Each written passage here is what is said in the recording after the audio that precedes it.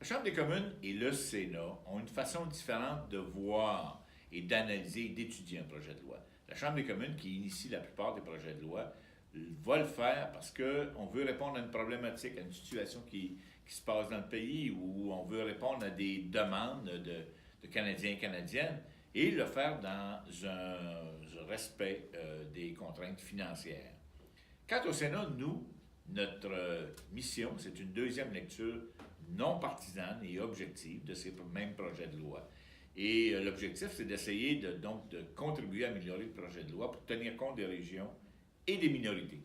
Chantal, tu as une bonne expérience, déjà presque 3 ans. Déjà presque 3 ans, et je dois dire que dès mon arrivée, j'ai été impressionnée par le sérieux, c'est sûr, mais aussi la complicité, la collégialité et la grande collaboration entre tous les sénateurs pour faire ce travail-là de façon très, très intègre, de creuser les projets de loi, d'approfondir et de se poser des questions.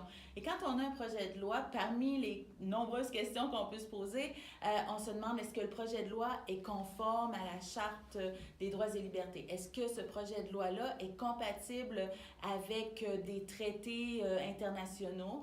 Est-ce que, par exemple, on a fait une étude environnementale? Est-ce qu'on a fait une étude comparative entre les sexes? Est-ce qu'on a bien consulté les populations autochtones? Est-ce qu'on a bien géré aussi les juridictions provinciales et fédérales? Donc, il y a beaucoup, beaucoup d'angles et, je dirais, de critères pour bien faire ce travail-là comme on veut le faire.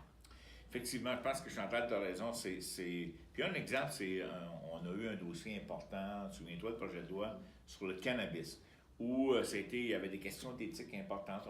On a vraiment fouillé à fond.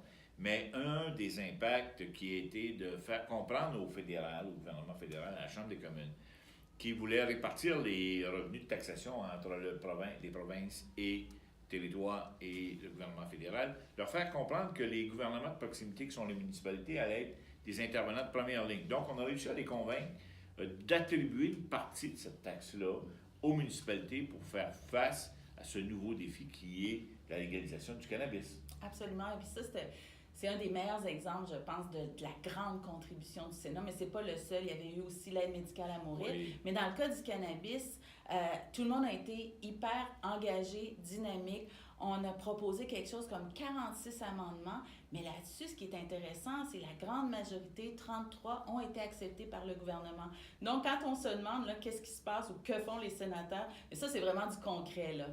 Je pense que, en conclusion, on souhaite que cette brève discussion entre nous deux vous a permis de comprendre un peu plus le rôle, la mission et le sens de l'engagement des sénatrices et des sénateurs.